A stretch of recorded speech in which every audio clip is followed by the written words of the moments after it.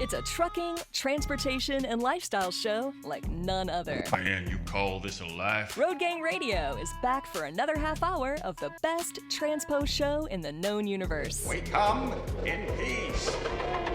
Well, actually, we're falling to pieces. Let's see if we can achieve liftoff, Phone Master Dre. We are lifting off into a rock and rollin' last live hour of Road Gang Radio with Lindsay Lawler and Jimmy Mac. I learned from the best guys.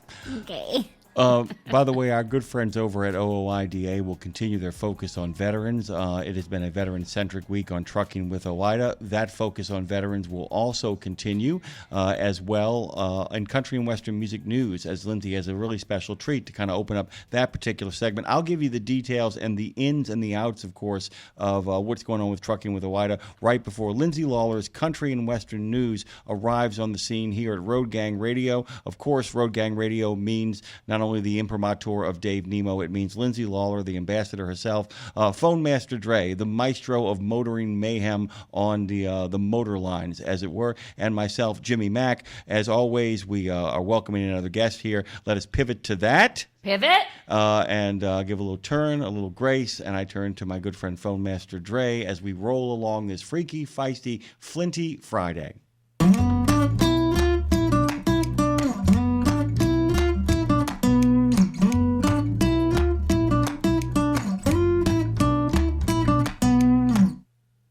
So, speaking of country and western music news, because around here we celebrate both kinds, we celebrate all kinds, we celebrate rock kinds, we celebrate the great Tom Petty, which means we celebrate our next guest, Gillian Gaar, who is the author behind the magic of what we're talking about today. So today, Jim, I get to talk about, but from a personal standpoint, one of my favorite things on earth, which is music that actually means something, okay? And few artists did that better than Tom Petty. And nearly a decade after his passing, he's still one of the most beloved, most recognizable voices in American rock and roll. He's a songwriter who somehow made every song feel like freedom. And Gillian Gaar joined us today. She's a veteran rock journalist whose new book, Tom Petty, The Life and Music, is an absolutely stunning deep dive into the man behind those songs. And she takes us from his Florida childhood to Mudcrutch, through every Heartbreakers era, all 13 studio albums, the solo years, his iconic collaborations, the legendary gigs, all of it. And it's packaged, by the way, in this gorgeous collectible edition full of rare photos, posters, and stories that even, by the way, some of the hardcore fans may not even know. So Gillian has written for Rolling Stone, Mojo, Goldmine. She's authored books on everyone from Bruce Springsteen to Nirvana to Elton John. She knows how to tell a story and how to get to the heart of an artist. I know you guys are going to love this book. Gillian, thrilled to welcome you today. Please make welcome to the show, Gillian Gaar. Welcome to Road Gang Radio. Well, hi, great to be here. Great to have you. Am I saying that right? Gar? Is that how we? Yep. Okay, good. Car. Perfect. Okay, roger that.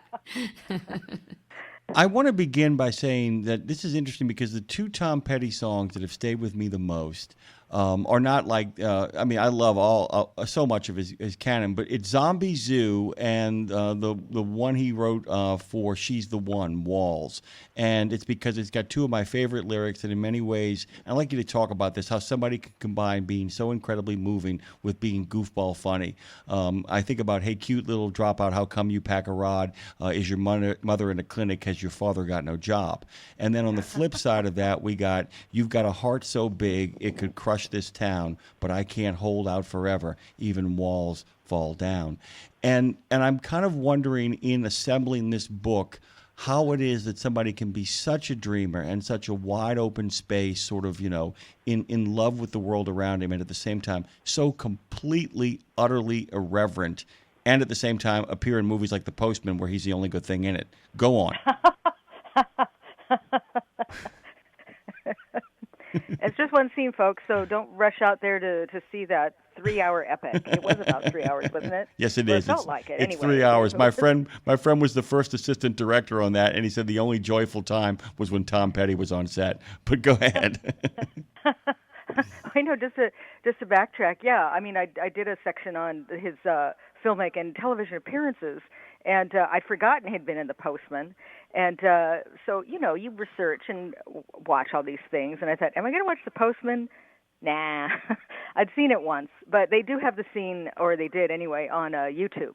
Yes. Or somewhere online I was able to find that scene, and that was enough. You really don't need to see the rest of the movie. Yes. But as to his varying sides, I mean, I would say it just probably goes back to his love of music, all kinds of music, and his childhood, because he didn't have the best childhood. He had a very abusive father, and I think, like as with a lot of people who have bad childhoods, maybe not as bad as that, but just especially if you're stuck in some small town, but then if your conditions are uncomfortable, I think it fuels a desire to get out. And he did still maintain this relationship with his father throughout his life. He didn't, cut off from his family when he finally got out. But I think maybe in some sense it gave him kind of an understanding of human nature, and where we might think from the outside the family looks like a perfect family. Well, there are problems they have in there too, and he lived that actually. And music was another type of escape for him in that setting. And I think when he had his own show on satellite radio, it really was just like you were hanging out with him in his home, and he's, oh, listen to this, and oh, I loved this when I was 15 or whatever. He would just play all different kinds of things. I mean, I found a playlist online that listed all the shows, and there'd be this stuff you'd expect, like Elvis and the Beatles. He was a huge fan of both artists. Man, but Elvis. Just a lot of early rock and roll, and just a lot of different kinds of songs. And I think he appreciated how music could be many things. It could be like a Little Richard, Tutti Frutti type of almost nonsense type song, but then there's Bob Dylan, and you can always sing about deeper things too. It's not that one is better than the other. It's one complements the other. And it's talking about the man, and saying that obviously about his harder past growing up. I think about Ozzy Osbourne, who has a terrible upbringing as well. And then we think, it just makes you think about the music, some of the greatest music.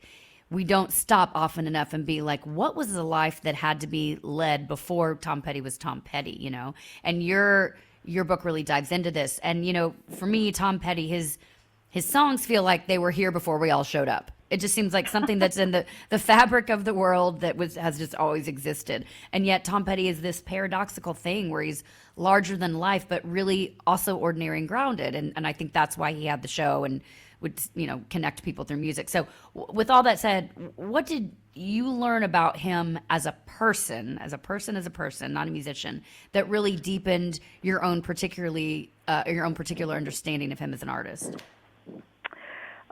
Well, there was always this thoughtful side to him. If you read in interviews, and certainly the live presence, see him on stage. A rock and roller too, but off stage he really seemed like a fairly well grounded and thoughtful individual. I know one thing. Let's see. I'm trying to think how to phrase this. In the Zane's biography of him, that was the first time he really talked about his drug problem with heroin, which I hadn't really known about. And, well, partly because he didn't talk about it either. But just it just seems so surprising. How could someone like Tom Petty fall into this? And indeed, his close friends were shocked as well. I think that showed how very out of character it was. But he did eventually come to the realization, this is not how I want to live my life. I need to get out of that. And he did successfully, which is not an easy thing to do. I mean, I've written about a lot of rock musicians, and that's not always how it works out. So it's great when people can. And to hear him open up about it later, what his great concern, because apparently he did talk about this in the documentary Running Down a Dream that Peter Bogdanovich made, which is another, also a 3-hour, 4-hour, I think, epic, the full version. But he made Peter cut those scenes out. He said, no, I'm not going to go there. But he finally dealing with it publicly, I think said a lot about him when he realized how it could do some good one of the reasons he hadn't said anything was because he didn't want people to think he was, glamorizing it, which, going what he went through, you'd think, no, that was not glamorous at all. Yeah. But he was aware of how people pick up, oh, wow, he did it, that'd be cool, let's try it too, and he didn't want anything like that to happen. But he worked very closely with this biographer. This was interesting. This is a thing that really gave me some insight. This is something that Warren Zanes had said later after Tom's death when he was talking about putting the book together and how Tom insisted that he did not want it to be an authorized book. He cooperated with Zanes and gave him contact information for other people to interview and so on, but he said he didn't want it to be authorized because when he picks up a book that says authorized, he always thinks, oh, okay, so they've compromised on what they're putting in there. Because when it's an authorized book, that means the subject gets the final say on what goes in there. Whereas if you cooperate, that's not the case. They may be allowed to correct outright errors, but they can't change anything else. So I think that said a lot about him. I guess those both things. He was willing to put himself in this vulnerable position. Because sometimes there was another book, it was the Jan Wenner biography, not his autobiography, the biography by, I think the author's John Hogan, and they also had an agreement that it would be cooperative and not authorized, and Wenner was not very happy with how that book came out. I think it's quite good, actually, Sticky Fingers it's called. So sometimes that can blow up in your face, but as a writer myself, I have a lot of respect for someone like Tom that would say, nope, you have your say to have your opinions in this book, and if I don't agree with them, well, that's too bad for me. I shouldn't have agreed to do the book in the first place. But he was willing to make himself vulnerable and just open up about all these things. I think that says a lot about a person. I think it's Jillian. I love that point. I think it's huge because I just want to note here that being vulnerable in music. Through your music is very different than being vulnerable in conversation and telling your story, like just talking about it, sharing it in a book or open in conversation. I know I'm a songwriter in Nashville, Jillian, and I know so many people, artists and writers here that are like, if I talk about it in the music, it's not real. It's like an alter ego. So it's two different ways of sharing things. So the fact that he was able to be vulnerable in multiple areas of his life, I think speaks a lot to him. So I love that point. Yeah, good. I wanted. So I passed. You passed, you yeah. Passed. Speaking of past, by the way, one of the things I love about the book so much, and I think you guys will too, because you can actually enter into a conversation with it, because you're not afraid of offering your opinion. In regards to like the songs that you like, the songs that you think work. It's not always what everybody else thinks work. By the way, one of my other favorite songs by him, You're Jamming Me. You talk about that album, Let Me Up, I've Had Enough. You talk about the idea that, you kind of look at the career through your own critical filter and not just through kind of the accepted narrative that plays through. One of the things that I kind of assume this because it's the persona that he presents, but I was really thrilled to discover that he's not deferential towards older talent, but that he has a humility, a genuine humility, not a humble, not a humble brag, not a false deference, but he is a genuine collaborator. Despite being an incredible solo artist, his ability to kind of take notes from other people is staggering. The work he does with Jeff Lynne, in particular, how Free Falling comes into existence. And I kind of wanted to ask you, it's all a way of setting up, how did you make sure that what you thought worked itself into the book as opposed to just kind of being a chronicler of events? Well, one, I guess, just by sort of reading through your rough drafts, if you're just being a chronicler, actually, there is a book I'm thinking of like that. I won't name it because I don't want to go down there, but it's about a particular music scene, and he lists everything that happens, and it's this chronology, and it's really boring. because yes, it's he has all this information, a lot of facts. It's good from that respect, but it's a very dry and dull read. So you don't want to do that. You want to, get something in there that makes it come to life, be a bit livelier. And I lost my train of thought there a bit. But You're free falling. I understand. yeah, free falling. There, let's have a sing along. Have a Jerry Maguire moment driving down the road. Come on. Yeah, Quit your job and free fall, people. Yeah, Let's go. So, I mean, just read through it, and if it's boring to you, then, it's probably going to be boring to others. But I know sometimes, though, maybe I'd be quoting from Warren Zane's book and think, you shouldn't quote from that book. You should have your own thoughts and ideas. But then I think, not everybody has read all these things. Some people will, but not everyone. So you have to be mindful about that. Not everybody's going to know what you might think is obvious information. And I've actually been working on something now where, more than just opinions, I'm kind of putting myself into the story. It's about the Northwest music scene, so these would be things like I actually witnessed or shows I was at or something. And I think it does make a difference. It just makes it more well-rounded and interesting and personal. I mean, some of these albums, well, probably all of them, they've all been written about before in numerous times, and especially the big ones. You have to assume that. So what else can you bring to this story that people don't already know? So that's a challenge, but I find it a fun challenge. Well, the personal piece is huge here because you've written about a lot of people, but when you dive into Petty, I'd love to know. Maybe something, because so many people have songs on Petty's. I've heard so many people say Petty's music got me through something. And just real quick, funny story, case in point, one of my dear friends, Matt Mann, who's an artist here in Nashville as well. He has an album release party tonight, actually. And I remember when he and his wife moved to Nashville, we were helping them move in their house, like unpack boxes one day. And it was the moment we found out Tom Petty had passed away.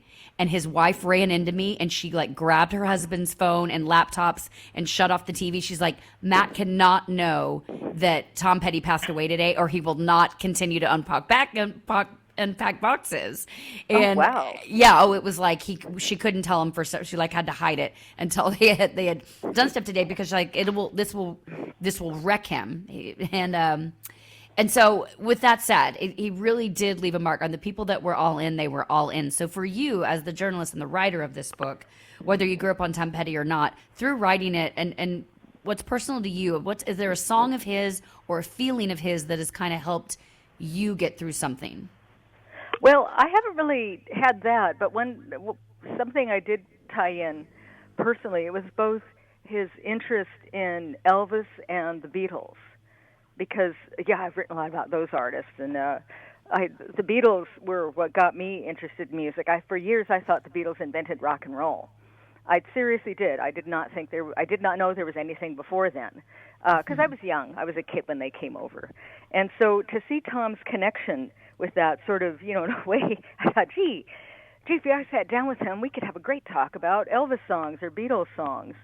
And I guess one thing that really got me thinking was so when the Beatles first came over in 64 and they're on Ed Sullivan on February 9th, and I was watching that show, and so was Tom. He was watching it in Florida.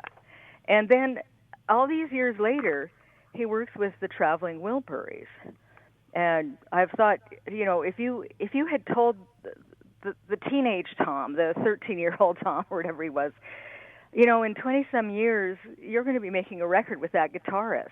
I mean, think how flabbergasted he would have been. Yeah. He wouldn't have believed you. He would have just been, no, that can't be possible.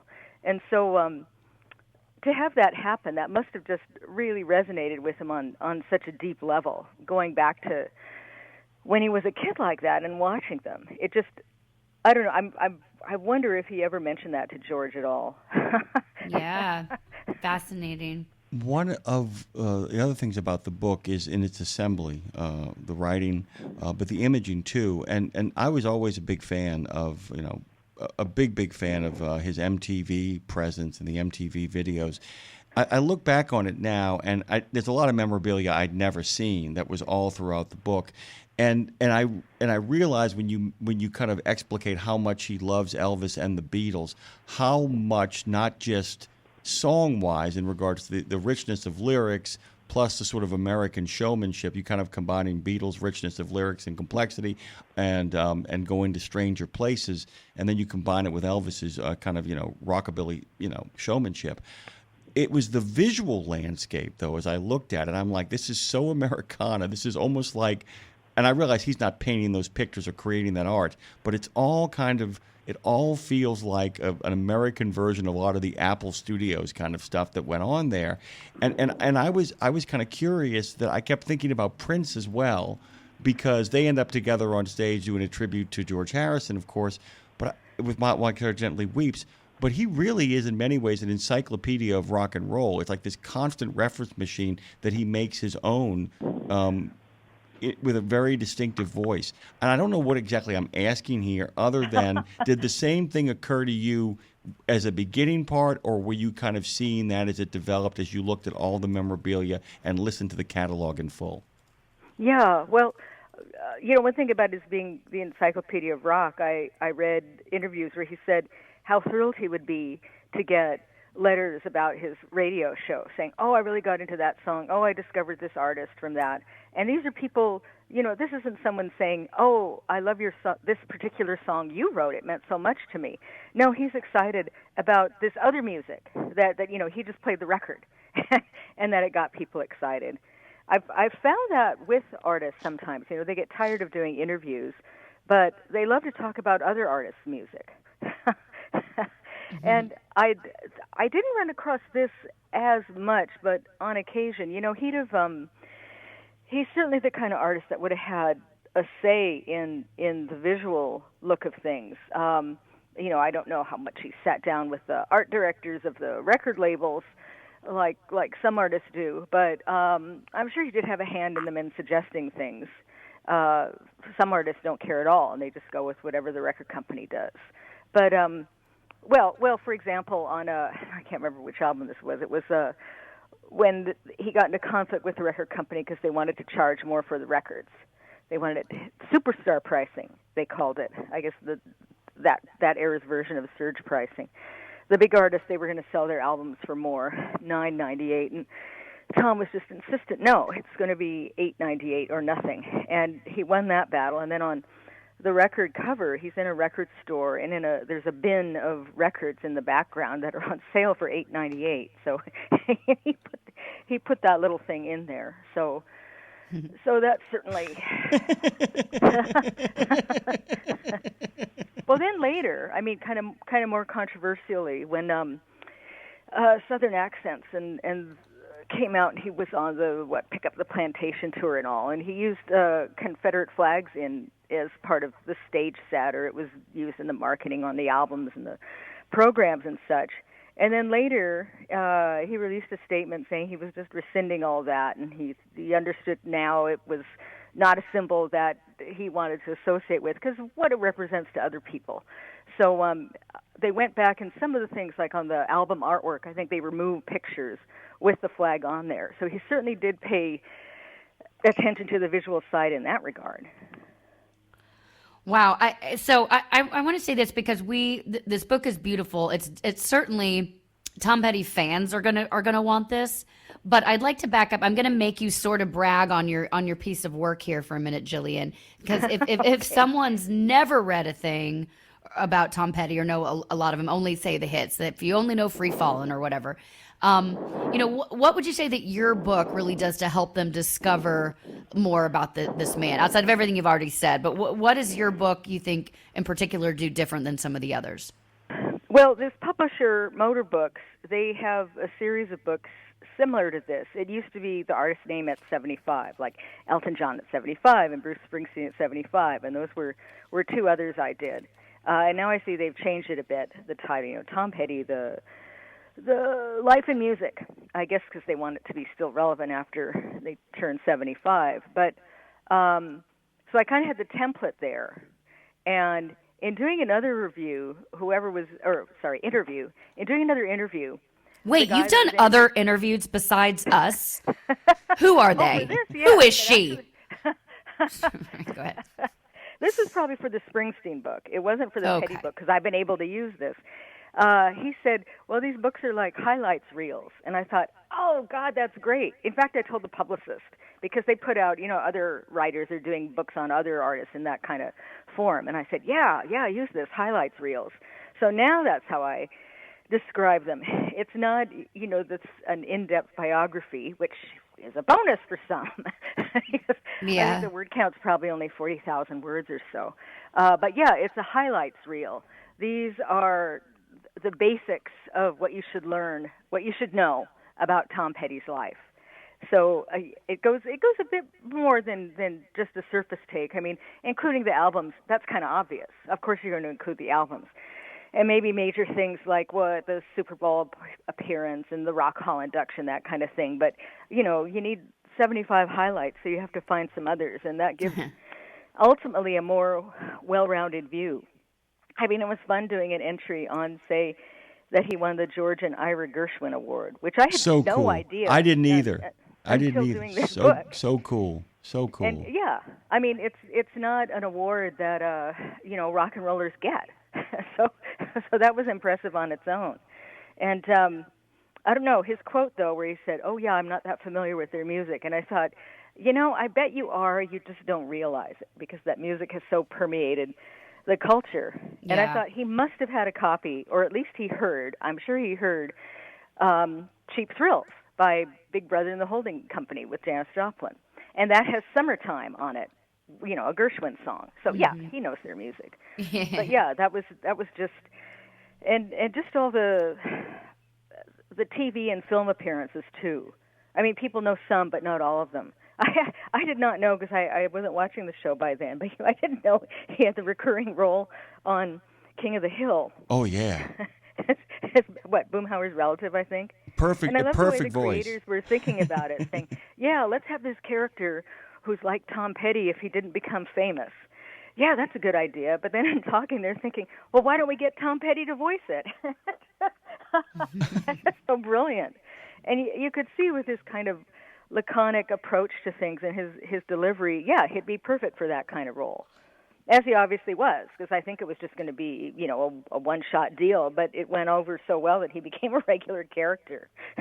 Now, that's an accomplishment. By the way, he is such a distinctive personality that the first time I heard "I Won't Back Down" and he says, "You could stand me up at the gates of hell and I won't back down," I kid you not, guys, I had a visual image in my mind of Rodin's Gates of Hell with a diminutive Tom Petty standing in front of it with his guitar, saying to himself, "I'm going to give this guy 5 more minutes and then I'm leaving." And it's because we knew him. I mean, because MTV actually makes him. I mean, we're going to run out of time here, but he really was more than just the music. He was an icon, and he really kind of forges that personality out there for himself, despite being kind of retiring at the same time. That's my final thought. The book is fabulous, Gillian. It's unfortunate we are out of time, but I'd love to have you back to actually talk to about some of your other work, talk about the Bruce and Elton different books, and then maybe have a wrap up of how they all kind of work hand in hand. But the book is beautiful. It's called Tom Petty: The Life and Music by Gillian Gaar. It is out now. It just came out a couple days ago, so congratulations on that as well. And thanks for making time to be with us today. It's get it anywhere you get your books. And I'll tell you what, if you have a music lover, just in general, outside of even a Tom Petty fan, this will look great on your coffee table. So thank you, Gillian. Thank you.